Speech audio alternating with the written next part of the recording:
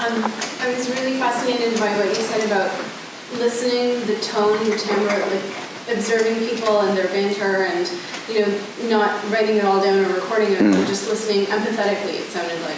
So, when you go then to write, are you putting yourself in that state, or are you trying to feel that, or how do you then go from that to the writing? I mean, it's part of your process, I guess. But I'm just curious. Yeah, no, it's interesting. So I will take notes, and then I'll try and after the meeting, I'll try and sort of freestyle write loads of things that I felt or remembered or that I thought were important, or themes or ideas that kept come out of it. And then a lot of it then just becomes about structure. How are you going to structure the wealth of information that you have, and find a form and a vehicle to make that accessible? So a lot of it's just about editing. And being really hard on yourself and accepting that even though your favourite bit is Boris Johnson in the cab at 1 a.m, really sad that he's lost everything he's ever wanted, you have to realise that that is not the story you're telling. So you have all this research and you start to strip it away. And the trick for that always is to focus on character.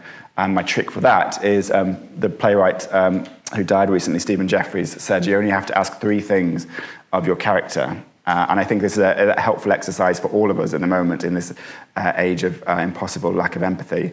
You have to ask, what do they want? What's stopping them from getting it? And then how do they go about getting it? And if you can answer those 3 things, you naturally have a journey by which to start attaching the research. So the obvious one is always Macbeth, which I can say because this isn't a theatre.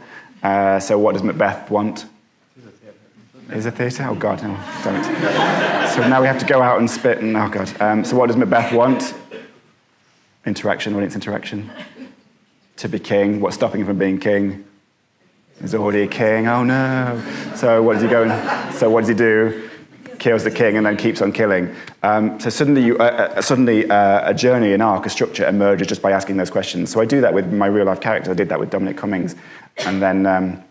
And then again, that I think is the joy and the power of drama, with no disrespect to journalism, because journalism, rightly, is relentless and it's always giving you the latest information.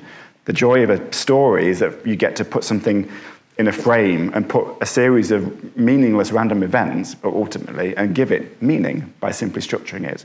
And I think that's a really vital human function. We really desire and yearn for this stuff to mean something. And why this is so unsatisfying as a political moment and so exhausting is because day to day doesn't seem to mean anything. And I think that's the power of drama.